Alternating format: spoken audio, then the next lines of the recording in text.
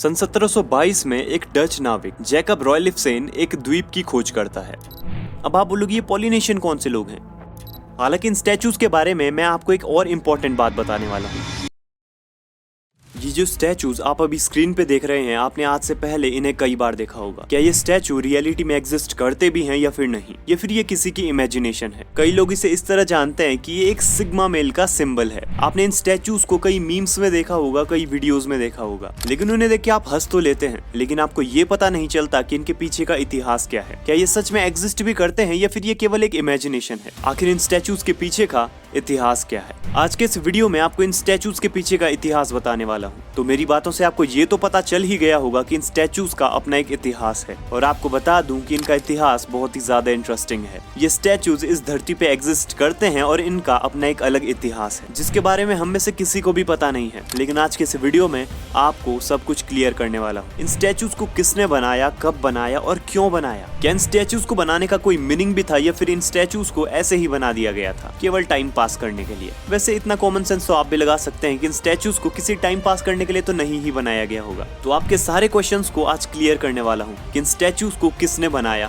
क्यों बनाया, कब बनाया और कहाँ पर बनाया, यानी कि ये स्टैचूज कहाँ पर एग्जिस्ट करते हैं। सो हे फ्रेंड्स, स्वागत है आपका मेरे चैनल वन क्लिक हिस्ट्री पे एक और न्यू वीडियो के साथ में। तो आज के इस वीडियो का टॉपिक है the statue of sigma male. तो चलिए आज के वीडियो को शुरू करते हैं।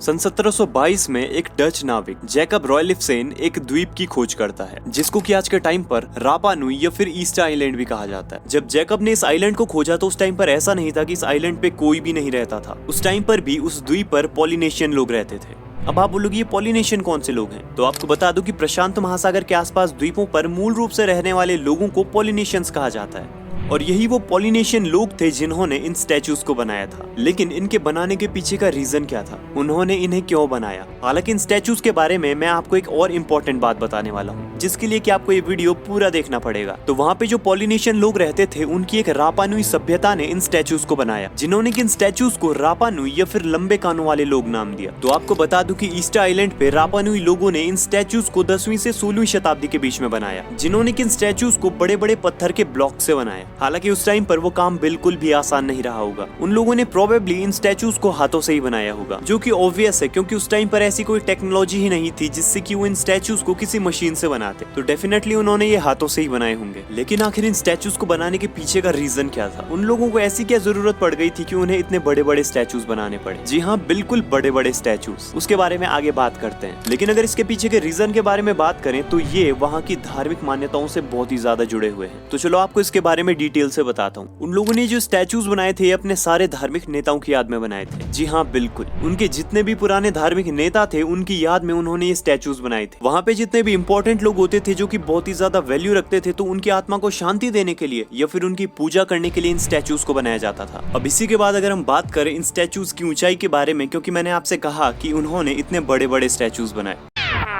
जी हाँ, बिल्कुल बड़े बड़े स्टैचूज। उसके बारे में आगे बात करते हैं। तो अगर मैंने ऐसा कहा है तो ऐसा होगा भी। तो आपको बता दूं कि इन स्टैचूज की जो एवरेज हाइट है वो 4 से 6 मीटर के बीच में है। लेकिन ये 4 से 6 मीटर तो केवल कहने के लिए है। इन स्टैचूज में जो सबसे ऊंचे स्टैचूज हैं उनकी ऊंचाई 10 मीटर से भी ज्यादा है। तो आप अंदाजा लगा सकते हैं कि ये स्टैचूज कितने बड़े होंगे। ये जो स्टैचूज है इन्हें बड़े बड़े पत्थर के ब्लॉक से तो बनाया जाता था, लेकिन वो आखिर कौन से पत्थर होते थे? क्योंकि किसी ऐसे मामूली तरह के पत्थर से अगर इन्हें बनाया जाता तो इतनी आसानी से बनाए नहीं जा सकते थे, क्योंकि नॉर्मल टाइप के पत्थरों में इस तरह के क्रैक आ जाते हैं जिनसे कि एक स्ट्रक्चर बनाना मुश्किल हो जाता है। तो आपको बता दूं कि इन स्टैचूज को वोल्केनिक पत्थरों से बनाया जाता था, और इन स्टैचूज का जो नॉर्मल स्ट्रक्चर होता था वो होता था एक बड़ा सा सिर, जिनके बड़े बड़े कान हैं और बड़ी बड़ी आंखें हैं, और साथ ही साथ एक बड़ा सा शरीर। अब आप कहोगे बड़ा सा शरीर, हमने तो केवल इनके चेहरे देखे हैं। तो वही एक इम्पोर्टेंट चीज है जिसको कि मैं आपको आगे बताने वाला हूँ। इन स्टैचूज की जो आंखें होती थी वो बहुत ही इंपॉर्टेंट होती थी, क्योंकि इनकी आंखों को लकड़ी से सजाया जाता था, जो कि ऑब्वियसली अभी के टाइम पे आपको नहीं दिखेंगी, वो खत्म हो चुकी हैं। अभी के टाइम पे इनकी आंखों की जगह पे आपको बड़े बड़े छेद ही दिखाई देते हैं। अब जैसा कि मैंने आपको थोड़ी देर पहले बताया कि इन स्ट्रक्चर्स को बनाना उस टाइम पर इतना आसान नहीं हुआ करता होगा। तो उस टाइम पर इन स्ट्रक्चर्स को बनाने के लिए बड़े बड़े पत्थर के ब्लॉक्स को निकाला जाता था, जिनको कि एक स्पेसिफिक आकार में ढालने के बाद इन्हें द्वीपों पर ले जाया जाता था, और वहाँ पर आइलैंड के जो भी इंपॉर्टेंट प्लेसेस होते थे वहाँ पर इन्हें स्थापित किया जाता था। लेकिन अब सोचने वाली बात है कि इतने बड़े बड़े स्टैचूज को उस टाइम पर एक जगह से दूसरी जगह पर ले जाया कैसे जाता होगा। तो उस टाइम पर इन स्टैचूज को एक जगह से दूसरे जगह पर ले जाने के लिए दो टेक्निक्स का इस्तेमाल किया जाता था, जो कि थी स्लाइडिंग और सारबन। स्लाइडिंग में लकड़ी के बड़े बड़े गट्ठों के ऊपर इन स्टैचूज को स्लाइड कराया जाता था, लेकिन सारबन में ऐसा नहीं होता था। सारबन में इन्हें पुश किया जाता था, तब जाकर इन्हें एक जगह से दूसरे जगह पर पहुंचाया जाता था। और आपको बता दूं कि ये जो टेक्निक्स है इनका वैज्ञानिक केवल अंदाजा ही लगाते हैं। ऐसी कोई क्लियरिटी नहीं है कि इन्हें किस तरह से बनाया जाता था या फिर इन्हें किस तरह से एक जगह से दूसरे जगह पर ले जाया जाता था। और जैसे इनके लिए सही प्लेस चुन लिया जाता था तो उसके बाद इन्हें वहां पर रख दिया जाता था। लेकिन अगर इस बारे में बात करें कि इन स्टैचूज को आधा जमीन में क्यों गाड़ा गया, तो ये उन्होंने खुद से नहीं किया था,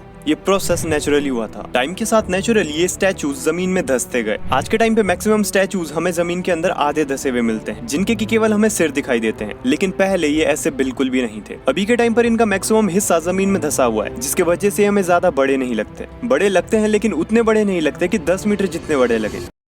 लेकिन सबसे इम्पोर्टेंट चीज जो कि मैंने आपको इन स्टैचूज के बारे में बताई नहीं, इन स्टैचूज को कहा जाता है मोआई स्टैचूज, जो कि आप स्क्रीन पे देख सकते हैं, या फिर आप इन्हें मोई स्टैचूज भी कह सकते हैं। अब हमने इन स्टैचूज के इतिहास के बारे में तो जान लिया कि इन्हें वहाँ के जितने भी धार्मिक नेता लोग थे उनकी याद में बनाया गया था, या फिर उनकी पूजा करने के लिए बनाया गया था, जो भी कह लो। लेकिन इसका इतिहास जैसा सुनाई देता है वैसा है नहीं, क्योंकि इसका इतिहास इतना भी आसान नहीं था। 19th सेंचुरी के एंड में और 20th सेंचुरी की स्टार्टिंग में स्टैचूज पे बहुत ही प्रॉब्लम्स आई। वहाँ पर यूरोपीय उपनिवेशवादी आए, वहाँ के लोकल प्रोटेस्ट की वजह से इन स्टैचूज को बहुत ही ज्यादा डैमेज हुआ। जब वहाँ पर प्रोटेस्ट हुए तो इन स्टैचूज को गिराया गया और इन पे डैमेज किया गया, और इनके पत्थरों को तोड़कर नई चीजें मैन्युफैक्चर की गई, जिससे कि इन स्टैचूज को बहुत ही ज्यादा डैमेज हुआ। और ये स्टैचूज जिन कंडीशन में होनी चाहिए थी वैसी वो नहीं रही। इंटरनेशनल लेवल से भी इन स्टैचूज को सेफ रखने की कोशिश की जा रही है। यूनेस्को द्वारा संरक्षित इस क्षेत्र में बहुत सारे स्पेशलिस्ट और आर्कियोलॉजिस्ट को भेजा गया है, जो इन स्टैचूज की मरम्मत कर रहे हैं और इन्हें सेफ रख रहे हैं। तो कुल मिलाकर देखा जाए तो इन स्टैचूज की जो हिस्ट्री है वो बहुत ही ज्यादा इंटरेस्टिंग है,